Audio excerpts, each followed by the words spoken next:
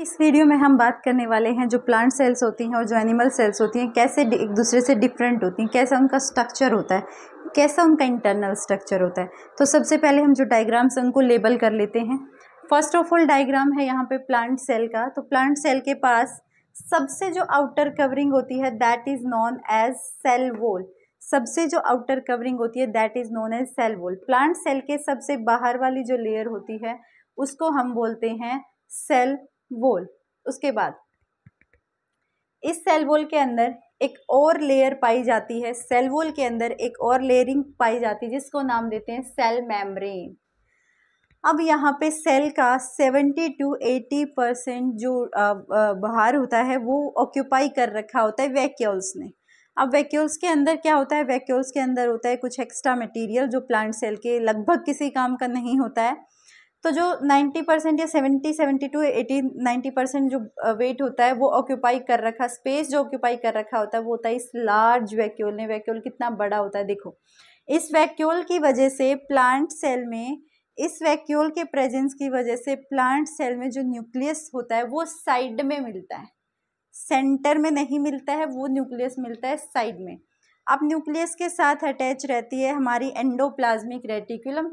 यहाँ पे है न्यूक्लियस, यहाँ पे एंडोप्लाज्मिक रेटिकुलम। एंडोप्लाज्मिक रेटिकुलम के सरफेस पे कुछ छोटे छोटे से राइबोसोम्स प्रेजेंट होते हैं जो सरफेस को रफ बनाते हैं, इस वजह से हम इसको नाम देते हैं रफ एंडोप्लाज्मिक रेटिकुलम।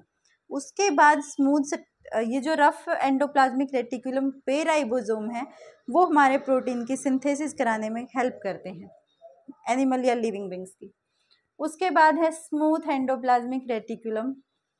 अगर बात करें प्लांट्स की तो प्लांट्स के पास भी होती हैं गोल्जी बॉडीज, उसके पास होते हैं कुछ गोल्जी वैक्यूल्स। यहाँ पे अगर बात करें तो प्लांट्स में प्रेजेंट है क्लोरोप्लास्ट, क्लोरोप्लास्ट में प्रेजेंट होता है क्लोरोफिल। और प्लांट जो है एज ए फोटोसिंथेसिस उस क्लोरोफिल को यूज करता है, क्लोरोफिल सनलाइट को कैप्चर करने का काम करती है और एनर्जी प्रोड्यूस, यानी प्लांट अपना खाना बनाता है इस क्लोरोप्लास्ट में जो क्लोरोफिल प्रेजेंट है उसकी हेल्प से। अब क्लोरोप्लास्ट में सिर्फ क्लोरोफिल से नहीं होता, क्लोरोप्लास्ट में क्लोरोफिल होता है पर कुछ इसमें प्लांट्स में कुछ प्लास्टिड्स भी होते हैं। प्लास्टिड में होते हैं 3 टाइप के, क्रोमोप्लास्ट, क्लोरोप्लास्ट एंड ल्यूकोप्लास्ट। जो हमारा क्लोरोप्लास्ट होता है हमें पता है उसमें मिलता है क्लोरोफिल, फोटोसिंथेसिस किया, प्लांट का खाना बना, प्लांट ने यूज कर लिया, एटीपी के फॉर्म में उसको यूज किया। क्रोमोप्लास्ट, अब जो प्लांट्स के लीव्स होते हैं, रेड प्लांट्स के फ्लावर्स होते हैं, red flowers, white flowers, black flowers, purple, किसकी वजह से? क्रोमोप्लास्ट की वजह से। क्रोमोप्लास्ट क्या करता है? फ्लावर्स को कलर देता है, लीव्स को कलर देता है। वहीं पे बात करें ल्यूकोप्लास्ट, तो प्लांट क्या है, ल्यूकोप्लास्ट में जो ऑयल या लिपिड्स, फैट है वो स्टोर करके रखता है अपने ल्यूकोप्लास्ट में। उसके बाद है यहाँ पे mitochondria, ATP power house of the cell present होता है। उसके बाद यहाँ पे प्लांट का जो फूड होता है, प्लांट अपने अंदर फूड, जैसे हम ह्यूमंस अपने अंदर जो फूड है उसको स्टोर करते हैं ग्लूकोज की फॉर्म में, तो जो प्लांट्स होते हैं वो अपने अंदर जो फूड है उसको स्टोर करके रखते हैं स्टार्च की फॉर्म में, उसको बोलते हैं अमाइलोप्लास्ट। उसके बाद नेक्स्ट है हमारा एनिमल सेल। तो एनिमल सेल में क्या क्या है? एनिमल सेल में सबसे पहले तो सेल वॉल नहीं होती है, वहाँ पे आप देख पा रहे हैं डबल लेयरिंग है, यहाँ पे एक सिंगल लेयरिंग है। इट मीन्स यहाँ पे सिर्फ और सिर्फ सेल मेम्ब्रेन प्रेजेंट है। ये जो सेल मेम्ब्रेन है इसको बोलते हैं प्लाज्मा मेम्ब्रेन। सेल मेम्ब्रेन बोलो, प्लाज्मा मेम्ब्रेन बोले, एक ही बात है।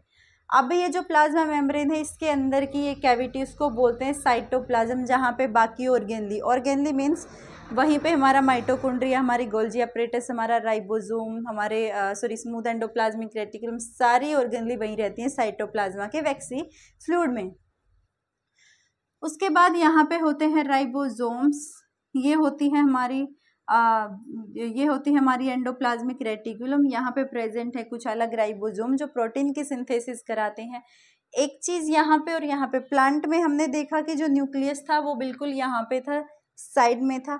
इसमें बात करें तो यहाँ पे हमें न्यूक्लियस मिलता है सेंटर में, और न्यूक्लियस के अंदर मिलता है न्यूक्लियोलस, एक डार्क स्टीन जैसा हमें दिखता है, वो हमारा न्यूक्लियोलस। अब इस न्यूक्लियस के पास होती है जेनेटिक इंफॉर्मेशन। प्लांट की बात करें, एनिमल की बात करें, डीएनए होता है, जीन्स होते हैं, क्रोमोसोम्स होते हैं, जेनेटिक वेरिएबिलिटी शो करता है। उसके बाद यहाँ पे है कुछ सेंट्रियोल्स। तो ये मेन डिफरेंस है, प्लांट के पास होते हैं वैक्यूल्स, एनिमल सेल के पास वो वैक्यूल्स ज़्यादा नहीं होते, एक होता है, एक ही छोटा वैक्यूल होता है। यहाँ पे प्रेजेंट होते हैं बहुत सारे वैक्यूल्स, बहुत सारे सेंट्रियोल्स, यहाँ पे प्रेजेंट होते हैं बहुत सारे वैक्यूल्स। अगर डिफरेंस की बात करें तो प्लांट सेल बड़ी होती है एनिमल सेल से, उसके पास सेल वॉल पाई जाती है, उसका जो न्यूक्लियस है वो साइड में पाया जाता है, उसमें क्लोरोप्लास्ट प्रेजेंट होते हैं, प्लास्टिड्स प्रेजेंट होते हैं। देख रहे हो ऐसे वो वैक्यूल्स, बहुत सारे वैक्यूल्स प्रेजेंट होते हैं। वहीं पे एनिमल सेल्स जो है वो स्मॉल होती है, प्लांट सेल से तो छोटी होती हैं। सबसे पहले सेल वॉल नहीं होती, सिर्फ और सिर्फ प्लाज्मा मेम्ब्रेन होती है, एक वैक्यूल होता है।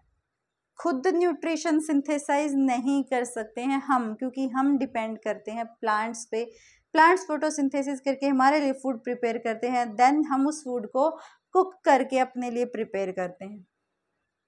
सेंट्रियोल्स आर प्रेजेंट यहाँ पे, bundle like structure are known as centrioles.